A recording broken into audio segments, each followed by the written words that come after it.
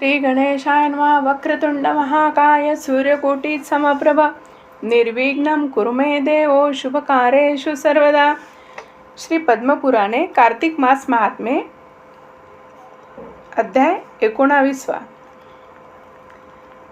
पृथु प्रश्न करतात. नारदा, तुम्ही इतिहासासह अति आश्चर्यकारक तुळशीचे महात्म्य मला सांगितले, ते मी ऐकले. कार्तिक व्रत करणाऱ्याचे मोठे पुण्यफल सांगितले.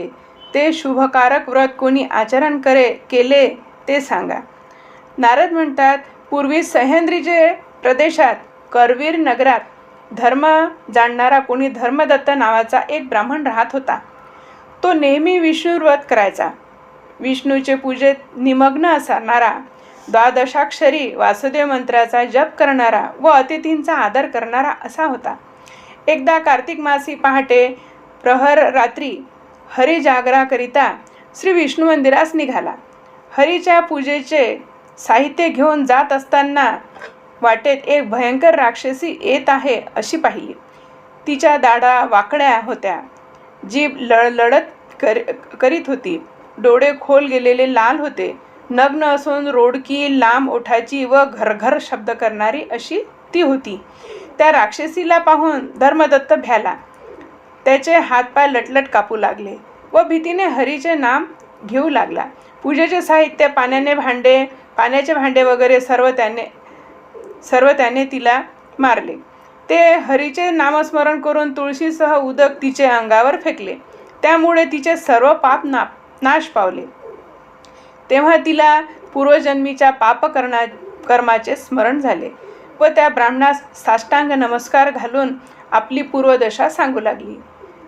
कलहा म्हणते, पूर्वीच्या कर्माच्या परिणामाने मला ही दशा प्राप्त झाली आहे. तर हे ब्राह्मणा, मी पुन्हा उत्तम गतीला कशी जाईन? नारद म्हणाले, तिने आपणाला नमस्कार केला व आपले कर्म सांगितले. तेव्हा त्या ब्राह्मणाला मोठा चमत्कार वाटून तो ब्राह्मण त्या राक्षसीला प्रश्न करीतो.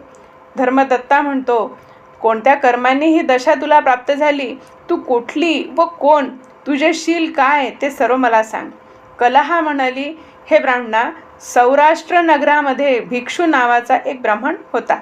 त्याची मी बायको. माझे नाव कलहा. मी मोठी निष्ठुर होते. मी कधीही पतीला गोड बोलून देखील समाधान दिले नाही व त्याने सांगितले तरी त्याला मिष्टान्न करून घातले नाही. मी मोठी भांडखोर असल्यामुळे तो मला भिवून नेहमी उदास होता.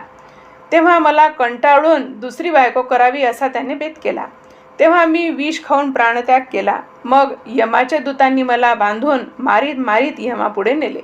यमाने मला पाहताच चित्रगुप्ताला विचारले. यम म्हणाला, चित्रगुप्ता, हिने काय काय कर्मे केली आहेत ती पहा. त्या कर्माप्रमाणे शुभ किंवा अशुभ फळ तिला मिळेल. कलहा म्हणते, तेव्हा चित्रगुप्त माझे निर्वत्सना करून म्हणाला. चित्रगुप्त म्हणाला, हिने शुभ कर्म तर काहीच केले नाही. नवऱ्याला न देता आपणच गोडधोड पदार्थ अन्न खात होती. म्हणून वडवागुलीच्या नीच योनीमध्ये आपली विष्ठा खाणारी ही व्हावी, ही नवऱ्याचा द्वेष करून नित्य त्याशी भांडत होती. म्हणून विष्ठा खाणारी डुकर योनीत हिला प्राप्त व्हावी. स्वयंपाकाच्या भांड्यात जेवीत होती व नवऱ्याला टाकून एकटीच भोजन करत होती.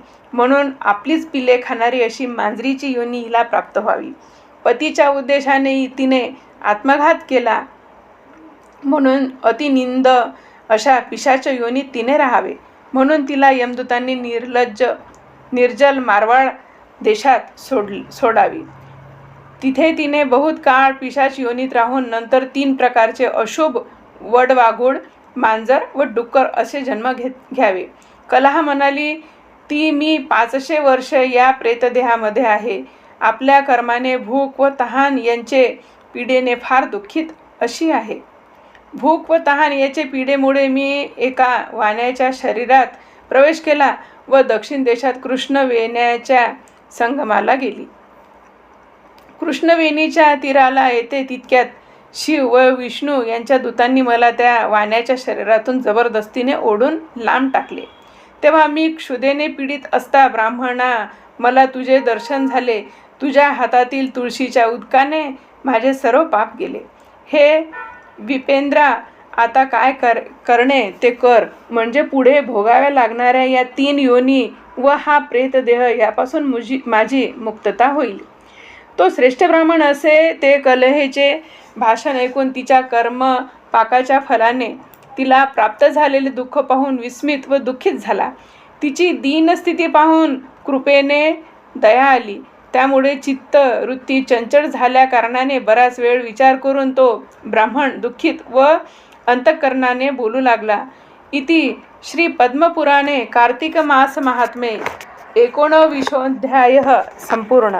श्रीकृष्णार्पणमस्तु.